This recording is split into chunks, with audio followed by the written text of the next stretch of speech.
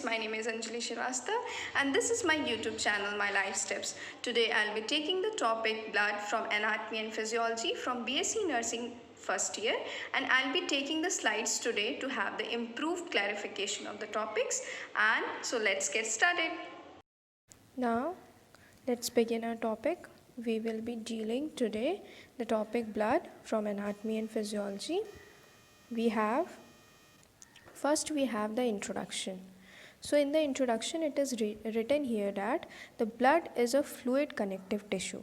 So blood is a kind of a fluid connective tissue, and that forms the link between different body tissues and different body organ. So blood allows a constant communication among the body tissue. As you all know that blood is a fluid-like form that is present in our blood vessels, and it is allowing a constant communication among the body tissues so that it refreshes our body tissues and make ourselves alive. So blood is composed of blood plasma and blood cells. So it is a kind of a connective tissue that forms the link between the different body tissues, and it is composed of blood plasma and blood cells. So in the communication process we can say that it usually transports different things including oxygen, nutrients of the body, hormones, heat, and the protective substances, clotting factors, etc. It transport all of these.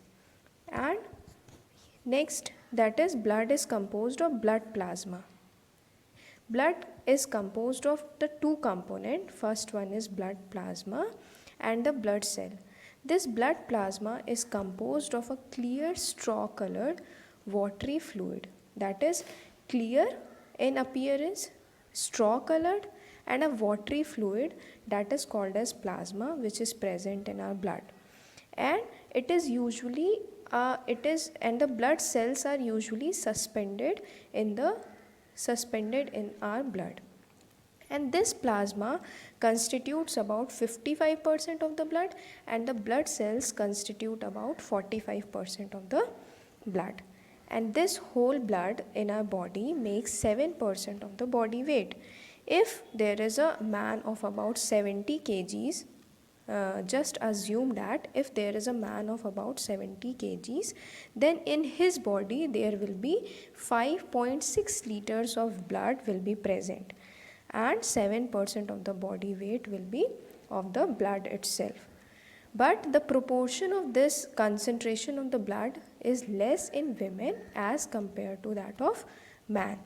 So this blood in our blood vessels is always in motion because of the pumping action of the heart. Our heart is continuously pumping the blood, and this blood is flowing all the time in our blood vessels, and this helps in maintaining the temperature of the body. And there is a hemostatic mechanism. Hemostatic mechanism is to maintain the blood flow in the blood vessels continuously all over the body. So you will be clear with the introduction, like blood is a fluid connective tissue, and blood allows a constant communication among the body tissues, and these blood transport different substances like oxygen, nutrients, hormones, heat, clotting factors, etc. And this blood is composed of blood plasma and the blood cells. We will be dealing it further. Then blood plasma is 55% of the blood, and blood cell is 45% of the total blood, and blood makes 7% of the body weight in a normal man. Then what happened is that I have told you about blood plasma and blood cell. This blood plasma and blood cells cannot be distinguished. If you take a sample of the blood of any of the patient, then you cannot be able to distinguish the blood plasma and blood cell differently. But this blood cell and blood plasma can be distinguished by the help of centrifugation process, or it can be also done by the help of gravity. This centrifugation process is a kind of a process that uses the centrifugal force to separate the substances of the medium. So we are using the same force, this centrifugal force here, to have the separation of the blood plasma and the blood cells. So after centrifugation, you can see that here is a blood sample, that is the whole blood sample is taken, and after centrifugation, after the centrifugal force is put into it, this blood plasma and the blood cell get distinguished, and the 55% of the total blood, that is plasma, is in the above of the sample, and the erythrocytes, that is the RBCs or the red blood cells of the blood cells, that is 45%, is settled down. What happened is that this blood cells, that is the 45%, having the less concentration but having the more of the body, more of the weight, because it is heavier. The blood cells are heavier than blood plasma. That's why blood cells are settling down at the bottom of the sample or the bottom of the test tube. So you are clear, like what is centrifugation? Centrifugation is the applying of the centrifugal force to separate the substance on the medium, and we are using it for the blood to separate the plasma as well as the blood cells. Then further we are moving towards the constituents of the plasma. This plasma, what composed of plasma? So constituents of plasma include the plasma protein, that is 7%, and plasma protein are of different type as it is written here: the albumin, the globulin, the clotting factors. Then the second is electrolytes, nutrients of the digested food, waste material, hormones and gases. We will be dealing it in further slides. First is we have the plasma protein. So in the plasma protein, the plasma protein is the 7% of the plasma, and which is normally retained within the blood, and this the main function of this plasma protein to make the osmotic pressure. The balance of the osmotic pressure is maintained by plasma protein. And what happen is that it normally this plasma protein are very big in size, so it cannot cross the capillary pores into the tissues. But what happened if this plasma protein level falls, and because if either reduced in production or any of the impairment takes place in the blood, what happen is that the osmotic pressure of the blood is reduced, because the plasma protein is maintaining the osmotic pressure. Then what happened? The osmotic pressure will be reduced and the fluid will be moving towards the tissues or the body cavities. That will be the impairment of the body. So what I have told you, this plasma protein are very large in size and are not capable of escaping the capillary pores. But in case of impairment, what happens? The plasma protein crosses the capillary pores as well as the osmotic pressure of the blood will be reducing. This plasma viscosity or the thickness is due to plasma protein. What happen is that our plasma of the blood is you can say that the consistency of that plasma is viscous, and it is thick in consistency. So it is due to mainly the presence of plasma protein. And we have the main plasma protein including the albumins and the fibrinogens, and these plasma proteins are formed in liver. It is very important, you have to write it down, like this plasma protein, that is albumins and the fibrinogens, are formed in liver. And with the exception of immunoglobulins are also the plasma protein itself, but they are produced by lymphocytes of the body. So we will be discussing about albumin now. So albumin is a kind of a plasma protein which is most abundant in nature, or which is most abundant, that is 60% of the total plasma protein is the albumin itself. And the albumin also act as a carrier molecule for a free fatty acid, some drugs or steroid hormones. Main function, like in the simple words we can say that this albumin itself helps for maintaining the plasma osmotic pressure, and contribution of the albumin is the most on the top one. The contribution of the albumin towards the plasma protein is in the top one, and it is about 60% of the total plasma protein is the albumin. So it is clear. plasma protein. First one is the albumin. We have discussed about albumin. The second one is the globulin. The main functions, globulins are the, you can say that immunoglobulins, you can say that the globulins, and you can also call it as a antibodies. Antibodies are the substances or the complex protein that is produced by lymphocyte. As I have already told you, these are produced by lymphocytes and play an important role in maintaining the immunity and help in maintaining the immunity of our body. So globulins you can also called as immunoglobulins, you can also called as antibodies, and are the complex protein that helps in maintaining the immunity process of the body, and also help in the transportation of the hormones, and also help in the transportation of mineral salts. For example, you can say that thyroglobulin are the kind of a globulins that is the carrier hormone for the thyroxine. It is one of the example of globulin. We have the thyroglobulin in the body that helps in the carrying of the hormone thyroxine. Then we have the clotting factor. So till now we have discussed about albumins, we have discussed about globulins. Then now we are discussing about the clotting factors. What are clotting factors? Clotting factors are the responsible for the coagulation of the blood.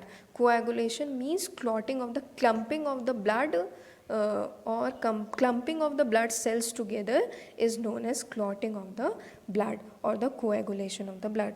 This serum is the plasma. You can say that serum is the plasma from which the clotting factors have been removed. We have the one term that is blood serum.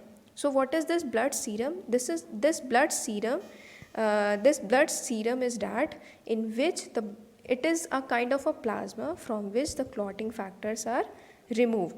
And like in the figure you can see that what the difference between the blood plasma versus the blood serum. What happened is that we have first figure denotes that unclotted whole blood. Unclotted whole blood means here the clotting factors are present in it and the blood is not clotted.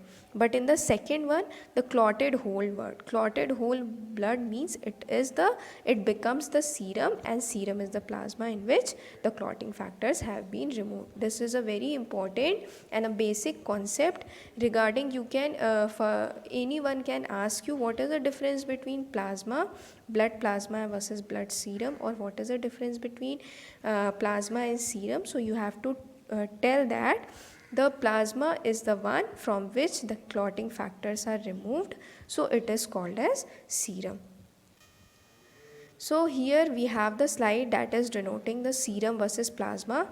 I have put this into the slide to have your clear concept, to make your concept very clear that what is serum and what is plasma. These all are the, first of all you have to make in mind that these all are the constituents of the blood itself. So first line here it is written in the serum column is that the serum is an amber colored protein rich liquid which separates when blood coagulates. So what happened? Serum formed when the blood is coagulated. It is very clear. Then in the plasma side it is written, and plasma is straw color, that I have already told you, and the liquid component of the blood in which the blood cells are suspended. Second is a part of the blood which does not contain the blood cells and the clotting factors. I have told you the serum does not contain the clotting factors. So then the plasma side contains the serum and the clotting factors, clear. Then third one is that acquired from the spinning after clotting. What happened is that it is done with the help of spinning process, as I have told you, the centrifugal process for separating it out after clotting. And in the plasma side it is written that acquired from the spinning before clotting. Okay, then we have the no anticoagulants are required for separation from the blood. No anticoagulants. Anticoagulants are the material, or the anticoagulants are the substances that prevents the coagulation process. So no anticoagulants are required for the separation from blood. But here in the plasma portion, anticoagulants are required for the separation for blood. Then we have in the plasma side we have in the serum side we have difficult to separate, and it is a time consuming process to separate out the serum from the blood, and the separation is easier in case of plasma. Then in the serum side it is takes comparatively less volume and takes 55% of the volume of the blood, as I have told you, and it lacks the clotting factor. Again it is repeating and consists of the clotting factor. So this is the concept of serum versus plasma. What is serum and what is plasma? So if you have any doubt, please comment below. If you are having any of the confusion between what is serum and what is plasma, because it is a very basic concept of the blood chapter, and it should be very much clear. And then we will be discussing, then we have discussed about plasma protein now. So we are having the much knowledge about plasma protein now, that is make up of the 7% of the plasma, and in plasma protein we have the albumin, we have the globulins, we have the clotting factors. In the albumin, it is the most abundant one, that is 60% of the total. Then we have the globulin, that is the antibodies we can say, or immunoglobulins that are formed in the lymphocyte, and the clotting factor itself. Then moving towards the electrolytes, so these have the different range of functions. They are having enormous number of functions in the body, including the muscle contraction, including the transmission of nerve impulses, including the maintenance of the acid base, etc. Like we have the calcium ion, we have the sodium ion, we have the phosphate, etc. in our body, and these electrolytes are suspended in the plasma itself. And this, like we have the calcium ions, so these are helps in the muscle contraction process, which is a very very basic process in our body. And the calcium and the sodium, that is helps in the transmission of the nerve impulses. Nerve impulses are transmitted, and we are getting the sensitivity towards the heat, we are getting the sensitivity towards pain, and if we are touching any of the hot object, we are withdrawing our hand suddenly. So this is called the touch sensitivity that we are having due to our transmission of the nerve impulses. And these nerve impulses is performed, or it is usually just because of calcium and sodium ions. And then we are having the maintenance of the acid base functions, that is also maintained by electrolyte, and that is due to the phosphate. And the pH of the blood is maintained between 7.35 to 7.45. It is one of the quiz question. You can say that what is the normal pH of the blood. The normal pH of the blood is 7.35 to 7.45, that is slightly alkaline in nature. So we have the electrolytes in the plasma. So I have told you about electrolytes. Electrolytes are the substances that are having different range of functions. There are different types of electrolytes: calcium ions, sodium ions, phosphate, etc. that helps in maintaining different kind of functions carrying out in our body. Then we have the nutrients of the digested food. Sorry, it is written incorrect here. We have the D after TE. So nutrients of the digested food, including the products of the digestion, including the glucose, amino acids, fatty acids, and the glycerols, are absorbed from the alimentary canal. Alimentary canal or alimentary tract, you know that what is alimentary tract. Alimentary tract is a tract which is started from the mouth and ending to the rectum itself, and that is our digestive tract, we can say that. So from the digestive tract, the product of the digestion, that is glucose, amino acids, fatty acids, different nutrients are absorbed and sent to the bloodstream. So this is a carrying of the nutrients which is present in the plasma. Together with the mineral salts and vitamin, they are used by the body cells. So how these nutrients are used? These nutrients are used to provide our body with enormous amount of energy to do our day-to-day life activities. So further moving towards the waste materials, you have to remember the name, or you can remember the name like urea, creatinine, uric acids are the waste product. Waste materials are the urea, the creatinine, uric acids are the waste products of the protein metabolism. When the protein in our body is metabolized, it form urea, creatinine, and uric acid. They are formed in the liver basically and carried to the bloodstream, and carried by the blood towards the kidneys for excretion. What the functions of the kidneys to have the excretion process. So this waste product are formed in liver and carried it by the blood in the plasma itself, and it carried towards the kidneys for the excretion process. And second waste product is the carbon dioxide. Carbon dioxide is formed due to tissue metabolism. Remember two things here. Waste material, that is urea, creatine and uric acids, are formed due to protein metabolism, and the carbon dioxide is the waste product that is formed due to tissue metabolism and is transported to the lungs for excretion. There are two things. So for protein metabolism, the waste product which is formed is transported to kidneys, but the carbon dioxide which is formed from tissue metabolism is transported to the lungs for excretion.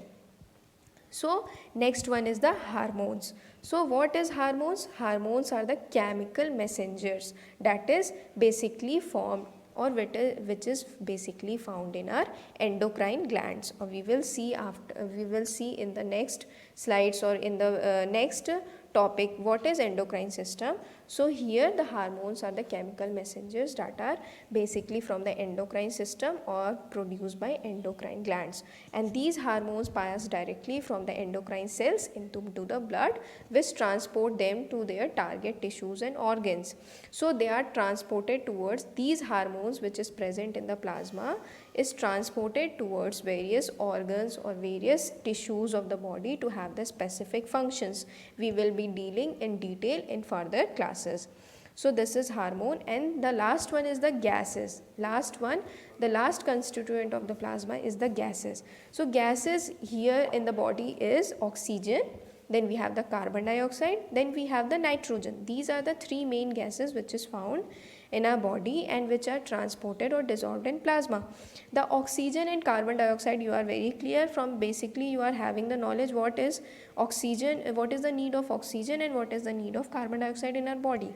So oxygen and carbon dioxide are also transported in combination with the hemoglobin in red blood cells. So we have the blood cells, as I have told you, there are two components of the blood, that is blood plasma and blood cells. So in the blood cells we have the first one is the red blood cells. So these red blood cells are the unit for carrying this oxygen and carbon dioxides among it.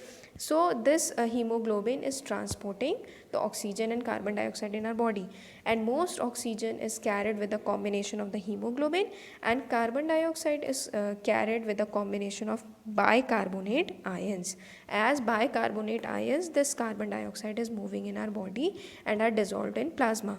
So we have the gases, that is oxygen, carbon dioxide and nitrogen. And this atmospheric nitrogen enters the body in the same way that other gases that is present in plasma. But the function of the nitrogen, we are not having much of the function of the nitrogen gases. We have the function of oxygen gas, we have the function of carbon dioxide gases. And the two things you have to remember here, that the oxygen is transported in the combination of hemoglobin, and this carbon dioxide is transported in the combination of bicarbonate ions. So we have discussed all of the constituents of the plasma. I think you are very much clear now. From the constituents of the plasma, we have the plasma protein, we have the electrolytes including calcium, sodium, phosphate, etc. We have the nutrients of the digested food, we have the waste materials, we have the hormones, we have the gases. So next we have the cellular contents of the blood. Cellular contents of the blood, that is, we are not discussing it in detail in this chapter, or in this video we are not discussing it in detail. I will be discussing it in the further videos itself, that is the part 2 of the blood. So just a gist I am explaining you what is there in the next video, that is the cellular contents of the blood. We have the three types of blood cells, erythrocytes, we have the red blood cells, we have white blood cells, and we have the platelet. It is a common language word, that is red blood cells, white blood cells, and we have the platelets. As we are the nursing students, we have to know the other name of these also. So we have the red blood cells, that is known as erythrocytes, we have the platelets, that is known as thrombocytes, and we have the leukocytes, that is the white blood cells. And these blood cells are mainly synthesized where? these blood cells are mainly synthesized in red bone marrow. So some lymphocytes additionally are produced in the lymphoid tissues. What happened in the bone marrow? We have in the bone marrow we have the I have to explain these important terms, that is pluripotent stem cells, we have another term hemopoiesis, and we have the term epiphysis. I'll explain it one by one. What happened in the bone marrow, that is the blood cells are synthesized in the bone marrow, and in the bone marrow we have the pluripotent cells, or we can say it as a stem cells. So what these stem cells are doing? These stem cells are capable of developing the different cell types, or these are developing the enormous amount of cells are developed due to this pluripotent stem cells, and they are undergoing the several developmental stages before entering the main bloodstream. Listen it carefully. What is pluripotent stem cells? These pluripotent stem cells are the cells which is present in our bone marrow, and they are capable of developing the number of cells, or they are help in the production of the cells in the body, or cells of the blood in the body, and they are undergoing the several developmental stages as the person grows in the developmental stages and become children from, and then become the adult. In the same way it is also undergoing some of the developmental stages, and this is mainly possible due to pluripotent stem cells. So this is the concept of pluripotent stem cells. Then what happened? The process of this blood cell formation is known as hemopoiesis. So our second word, which is hemopoiesis, is the process of blood cell formation is hemopoiesis. Then we have the epiphysis. What is this epiphysis? What happened in the first few years of life? This red bone marrow occupies the entire bone cavity. In the bone we are having different bones in our body. So we have the different bone capacities. So our bone is mainly in the in the early stage of life. What happened is that the red marrows are fully occupying the bone capacity for our till we are reaching the 20 years of life. Then after which it is getting replaced by fatty yellow bone marrow, fatty yellow marrows that have less of the hemopoietic functions. So hemopoiesis is mainly done in case of flat bones, or in adults. What happen is that not all the bones are capable of having the hemopoiesis function, but some of the bones are having that hemopoiesis function. So we have the flat bones, we have irregular bones, that is, and the end of long bones, and this end of long bones are called as epiphysis. We will discuss it we'll discuss it in the further or like in the bone or muscles chapter. We'll discuss what is epiphysis in detail. So the end of the long bones are known as epiphysis, and the main sites for this hemopoiesis process is the sternum, ribs and the pelvis. So these are the places where the hemopoiesis is done in case of the adult people. So these are the important terms that you should know before dealing with the blood cells, that is RBCs, WBCs and the platelet. So here I am ending the slides because these are the slides that I have taken today. So I think you understood the topic. That is the introduction of the blood. As I have told you, what is blood? Blood is a fluid connective tissue communicating within the various tissues, and we have the blood cells, we have blood plasma. How it can be distinguished? It can be distinguished by having the centrifugation process. Then we have in very detailed I have explained you about the constituents of the plasma. I think you will be able to understand now. If you have any of the confusion, you can comment below in the comment section. Then I have also told you a very vast concept about the serum versus plasma. What is serum and what is plasma? Then I have told you about the cellular contents of the blood, that is the erythrocyte, platelets and leukocytes. I will be discussing it in the part 2 of the next video. Then we have the important term pluripotent stem cells, that is the production cells. And then we have the hemopoiesis, the process of the blood cells production is known as hemopoiesis, and we have the epiphysis, that is the end of long bones. Thank you. Thank you for watching, and if you enjoyed the explanation or if you understood the topic, give it a thumbs up and subscribe to my channel, My Life Steps. Thank you.